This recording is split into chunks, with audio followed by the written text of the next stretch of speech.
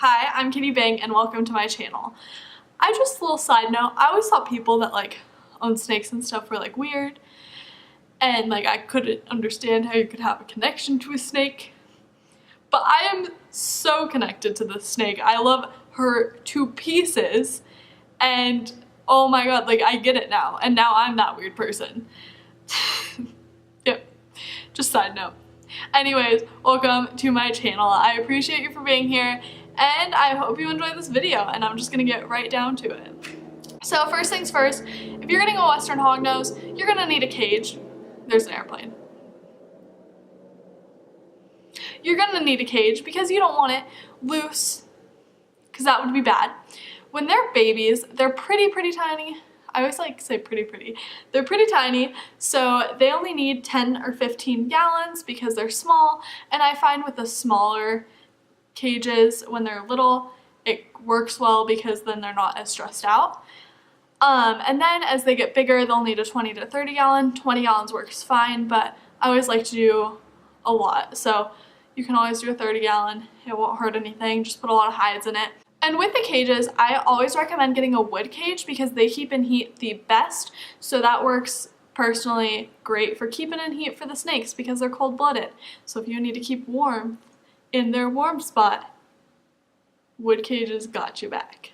As far as heating goes for them, I personally like heating pads better than the heat lights or heat lamps, just because hognose snakes tend to burrow. So if it makes sense to me, they burrow, they go closer to the heat pad and further away from the heat lamp. So heat pads make a lot more sense to me. It's honestly personal preference. But their hot side should be about 90 degrees Fahrenheit, and their cool side can get anywhere to the 70s, but nothing lower than 70. It is really important to have a loose substrate because they love to burrow. So I use Cypress, but you could also use Eco Earth because they both keep in the moisture very well. It's honestly just personal preference. The only thing that I would stay away from is with aspen. It can get moldy if you're doing their damp cool side. So I think that's just something to keep in mind. Hognoses do enjoy water, so it's good to have a water dish in their cage that they can get into and splash around in and enjoy. I just do a shallow water dish for her, and I just freshen it every single day, and it works very well. And then I always overflow it a little bit so that she can have a little bit of a wetness and humidity to her cool side.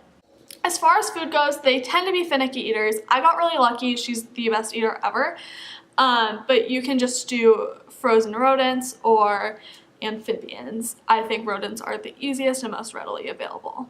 These guys don't tend to climb, but I think it's cool to have a branch and different hides in your enclosure. I'm working on hers. I'm actually going to film a video of redoing her enclosure because I put it together really quick and I want to upgrade her a bunch. So I'll do that video, but I think it's really important to have hides and things that they can just adventure with in their cage because they are a little bit more active than a ball python would be, so you'll see them moving around. Thank you so much for watching. I appreciate you so much, and I hope that you enjoyed this video. Please give this video a thumbs up and subscribe and leave a comment down below of what you'd like to see next. Bye!